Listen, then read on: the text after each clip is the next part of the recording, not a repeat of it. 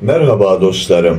Bu videomda sizlere dünya tarihinin gelmiş geçmiş en büyük canisi ya da canavarı hangisini söylerseniz bu insana yakışır. Adolf Hitler'in biyografisini anlatmaya çalışacağım. Öncelikle şunu belirtmek isterim. İnsanlar tarihe ya çok muhteşem şeyler, olağanüstü şeyler yaparak geçerler ya da çok kötü şeyler yaparak geçerler. Sıradan insanlar tarihe geçmez. Bundan dolayıdır ki Adolf Hitler'in biyografisini anlatmaya çalışıyorum. Bundan dolayı Hitler'in biyografisini ele aldım. Hitler kötülüğüyle tarihe geçmiştir. Yani bizim gibi sıradan insanlar tarihe geçmezler. Einstein, Edison, Tesla, Darwin gibi insanlar muhteşem işler yaparak tarihe geçmiştir. Hitler, Ceausescu, Mussolini, Stalin, Lenin gibi insanlar da yaptığı kötülüklerle tarihe geçmişlerdir. Hitler öyle büyük bir canidir ki İkinci Dünya Savaşı'nın baş sorumlusu kendisidir. İkinci Dünya Savaşı'nda 70 ile 85 milyon arası insan öldüğü söylenir. Tabi bunlar resmi rakamlar. İkinci Dünya Savaşı 1938'de 45 yılları arasında oldu. O zamanki şartlarda resmi rakamlar şimdikiyle kıyaslanamaz. Birçok insan nüfusa bile kayıtlı değildi. Peki bu Hitler dediğimiz adam aslında kimdir? Kendisi 20 Nisan 1889'da Braunau, Amin, Avusturya doğumludur. Aslında Avusturya vatandaşıdır. Yani Alman asıllı Avusturya vatandaşı olarak dünyaya gelmiştir. Adolf isminin anlamı da asil kurt demektir eski Almanca'da.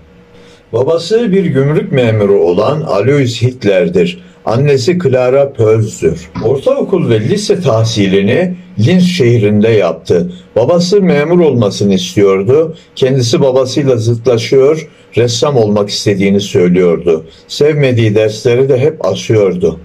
Adolf Hitler ressamlığa çok meraklıydı. Birinci Dünya Savaşı'na katılmadan önce 2000'e yakın çizimi vardı. 1907 yılında başvurduğu Viyana Güzel Sanatlar Akademisi tarafından ressamlığa uygun olmadığı gerekçesiyle başvurusu reddedildi. 1912 yılında vefat eden babasından kalan son parayla Münih'e gitti. Her zaman gerçek Almanya'da yaşamak istemişti. Askeri kariyeri 1. Dünya Savaşı'nda başlamıştır. 16. Piyade Alayı'na alınmıştır. Batı cephesindeki Albay Julius List'in komutasında. 1916'nın Ekim ayında Fransa'nın kuzeyinde bacağından yaralandı. 15 Ekim 1918'de savaşın sona ermesinden kısa bir süre önce zehirli gaz saldırısından dolayı geçici bir körlük yaşadı. 31 Mart 1920'de ordudan aldığı resmi bir emirle sivil hayata geçti ve Alman İşçi Partisi'ne katıldı. 8 ve 9 Kasım 1923'te Mussolini'nin Roma yürüyüşünü taklit ederek Münih'teki Bavyera hükümetini devirmek amacıyla birahane darbesini düzenledi. 1925 yılında siyasete atılmak için kendi isteğiyle Avusturya vatandaşlığından ayrıldı. Ama seçimlerde aday olması için Alman vatandaşı olması gerekiyordu. 1932 yılında Alman Sosyalist Partisi'nden olan İçişleri Bakanı Hitler'i Brunswick'e ateşe tayin etti ve Hitler otomatik olarak Alman vatandaşı oldu. Hitler 1932 yılında Cumhurbaşkanlığına aday oldu. 2 turlu yapılan bu seçimde ufak bir farkla Hindenburg'e yenildi. Hitler 5 Mart 1933'te ülkeyi yeniden seçime götürdü ve %44 oy aldı.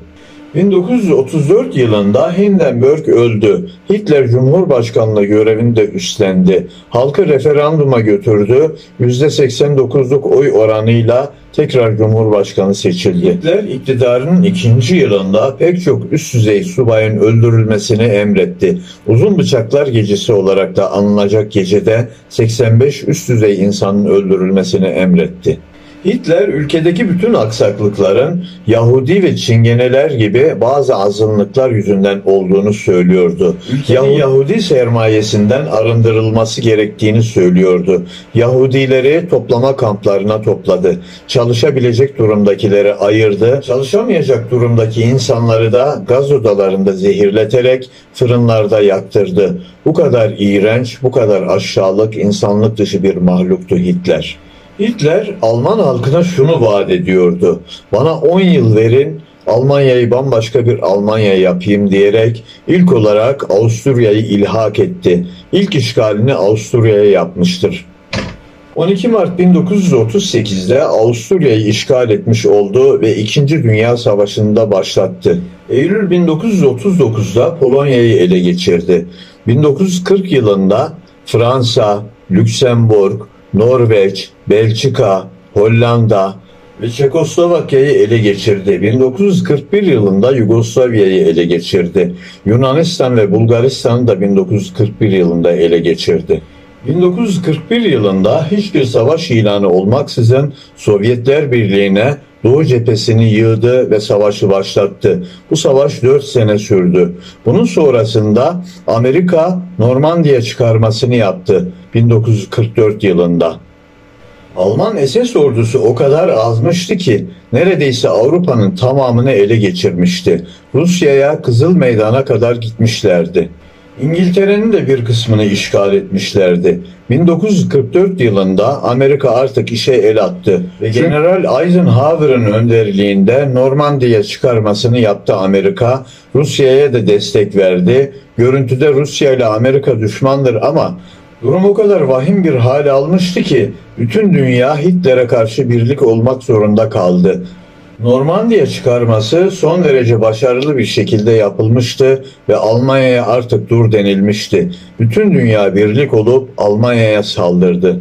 Hitler sözünü tutmuştu. Almanlara bana 10 yıl verin, Almanya'yı bambaşka bir ülke yapacağım demişti. Gerçekten de yapmıştı. Almanya dümdüz bir ülke olmuştu. Almanya'nın neredeyse bütün şehirleri harabeye dönmüştü. Hitler sözünü tutmuştu.